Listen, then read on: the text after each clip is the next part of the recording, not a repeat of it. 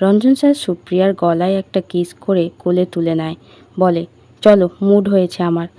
সুপ্রিয়া বলল, এখন? আগে খেয়ে নিন। রঞ্জন স্যার বলল, না, অন্য কিছু খাবো এখন। এই গল্পের প্রথম পর্বে এতটুকুই হয়েছিল। যারা যারা প্রথম পর্বটা শোনোনি তারা প্লেলিস্ট বানিয়ে দিয়েছি, সেখানে গিয়ে শুনে নিতে পারো। এরপরে আমরা দ্বিতীয় পর্ব শুরু করছি। রঞ্জন সুপ্রিয়াকে বেডরুমে নিয়ে গিয়ে সারা শরীরে কিস করতে থাকে। আবার দুজনের মধ্যে শারীরিক সম্পর্ক হয়।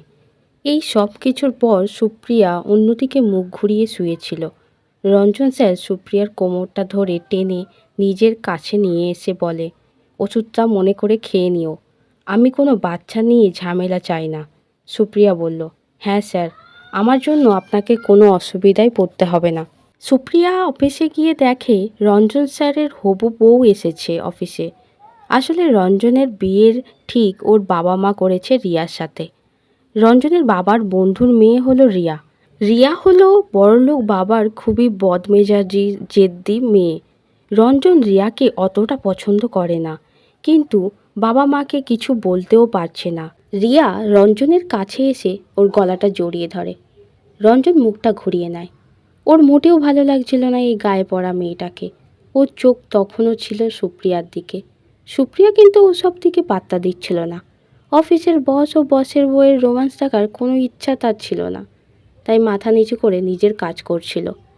রিয়া আর রঞ্জনের এই কাণ্ড কিন্তু অফিসের অন্য স্টাফরা লুকিয়ে ঠিকই দেখছিল, কিন্তু সামনে আসার কারো সাহস নেই। বস বলে কথা। রিয়া বলল, রঞ্জন, তুমি কোন দিকে তাকিয়ে আছো? আমার দিকে একটু ভালো করে দেখো না। রঞ্জন বলল, তুমি অফিসে কিসের জন্য এসেছো? কে পারমিশন দিয়েছে?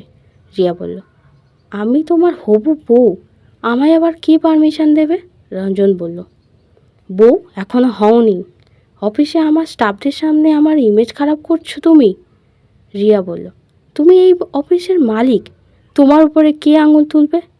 আর তাছাড়া আমরা তোমার কেবিনের ভিতর আছি এখন, কেউ এত দেখছে না, সবাই কাজ করছে। এই সময় সুপ্রিয়া রঞ্জনের কেবিনের দরজা নক করল। স্যার, আসতে পারি? রঞ্জনের কেবিনে সুপ্রিয়া ঢুকে বলল, স্যার, আপনি যে ফাইলটা আনতে বলেছিলেন, এই নিন।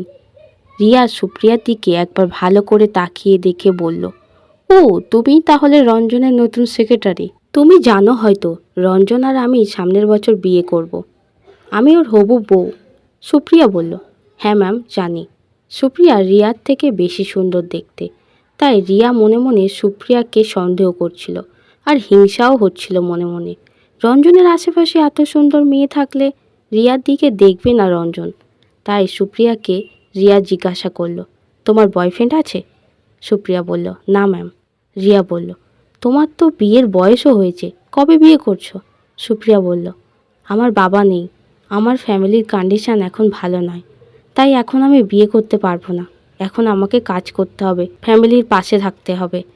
রিয়া বুঝতে পারছিল না কিভাবে সুপ্রিয়াকে রঞ্জনের কাছ থেকে দূরে রাখতে পারবে, তাই বলল, সুপ্রিয়া, আজ তুমি আমাদের বাড়িতে এসো। তোমার আজ নেমন্তন্ন। আমার জন্মদিনের জন্য আমার সব বন্ধুরা আসবে, আর তার থেকে কাউকে একজনকে তুমি পটিয়ে নিতে পারলে তোমাকে আর কাজ করতে হবে না। সুপ্রিয়া জানে রিয়া ওকে অপমান করার জন্য বলছে এ কথা, তাই কিছু বলল না। আর রঞ্জন বলল, না, সুপ্রিয়া যাবে না, ওর অফিসে কাজ শেষ করতে অনেক সময় লাগবে। সুপ্রিয়া বলল, না স্যার, সময় লাগবে না। হ্যাঁ ম্যাম, আমি যাব। রাত 8টার সময় সুপ্রিয়া রিয়াদের বাড়িতে গেল। গিয়ে দেখল রিয়া ওর বন্ধুদের সাথে বসে মদ খাচ্ছে। রঞ্জনও ওখানে আছে। সুপ্রিয়া যেতে রিয়া ওকে ওর বন্ধুদের সাথে আলাপ করালো। রিয়া বলল, আমরা এখন ট্রুথ অর ডেয়ার খেলছি। একটা সত্যি কথা বা একটা সাহসীর কাজ করতে হবে। তুমি কি করতে চাও সুপ্রিয়া? সুপ্রিয়া বলল, আমি সত্যি বলবো। রিয়া বলল, তুমি যার সাথে প্রথম শারীরিক সম্পর্ক করেছো সে কি এই রুমে আছে? সুপ্রিয়া কিছুক্ষণ চুপ করে থেকে বলল, না, নেই।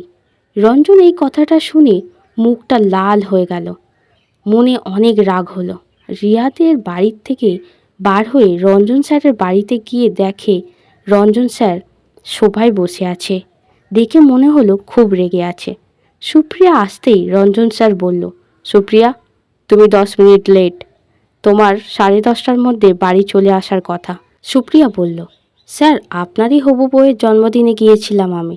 রঞ্জন এবার সুপ্রিয়ার মুখটা নিজের কাছে টেনে নিয়ে এসে বলল, তোমায় বারণ করেছিলাম ওখানে যেতে। সুপ্রিয়া বলল, স্যার, আপনি অফিসে আমার বস, অফিস শেষে নয়। এই কথা শুনে রঞ্জন আরও রেগে গিয়ে সুপ্রিয়ার ঠোঁটটা ওর ঠোঁট দিয়ে চেপে ধরল। সুপ্রিয়া বলল, স্যার ছাড়ুন, আমি ফ্রেশ হব, আমি সবে বাইরে থেকে এসেছি। রঞ্জন ছাড়ল না। রঞ্জন সুপ্রিয়াকে শক্ত করে জড়িয়ে ধরে বলল, তুমি আমার আগে আর কার সাথে শারীরিক সম্পর্ক করেছ? সুপ্রিয়ার চোখ ছলছল করল। রঞ্জন ওকে এমন কথা কি করে জিজ্ঞাসা করলো? ও কি জানে না সুপ্রিয়া রঞ্জনের আগে কারোর সাথেই শারীরিক সম্পর্ক করেনি? তাও ও বাধ্য হয়ে করতে হয়েছে ওর মায়ের চিকিৎসার জন্য। কিন্তু রঞ্জনকে কিছু বলল না সুপ্রিয়া। বলল, আমি আপনার বউ বা গার্লফ্রেন্ড নয়, আপনাকে এত কথা আমি বলবো না। সুপ্রিয়ার এমন কথায় রঞ্জন আরও রেগে গেল। বলল, সুপ্রিয়া, আমার একদম ভালো লাগে না কেউ আমাকে এমনভাবে উত্তর দিলে। তোমাকে এর পানিশমেন্ট নিতে হবে বলে সুপ্রিয়াকে টেনে বিছানায় ফেলে দিল। জঙ্গলি পশুর মতো সুপ্রিয়ার উপর ঝাঁপিয়ে পড়ে। সুপ্রিয়ার চোখ দিয়ে ফোঁটা ফোঁটা জল পড়তে থাকে। রঞ্জন এখন শারীরিক কামনায় পাগল। উত্তেজনায় বলতে লাগলো, তুমি শুধু আমার, তোমায় আমি কিনে নিয়েছি। সুপ্রিয়া বলল, রঞ্জন স্যার, ছাড়ুন আমাকে, আমি আর পারছি না, এমন কথা আর আমি কখনো বলবো না। এইভাবে 1.5 বছর কেটে গিয়েছে। এই 1.5 বছরে একদিনও রঞ্জন সুপ্রিয়াকে ছাড়েনি। প্রতিদিনই রঞ্জন সুপ্রিয়ার সাথে শারীরিক সম্পর্ক করেছে। সুপ্রিয়া এখন অনেকটাই অভ্যস্ত হয়ে গিয়েছে। ওর শরীরও মানিয়ে নিয়েছে এই সব কিছুকে। রিয়া ও রঞ্জনের আশীর্বাদ সামনের মাসে। রিয়া সুপ্রিয়াকে আশীর্বাদে আসার জন্য নিমন্ত্রণ করে। রঞ্জন জানত না সুপ্রিয়াও আসবে আশীর্বাদের দিন। রঞ্জন সুপ্রিয়াকে দেখে অবাক হয়ে যায়। লাল শাড়িতে সুপ্রিয়াকে খুব সুন্দর লাগছিল। এই গল্পের পরের পর্ব পেতে হলে কমেন্ট করে জানান। আজকের গল্পটা ভালো লাগলে লাইক, সাবস্ক্রাইব, শেয়ার করতে ভুলবেন না।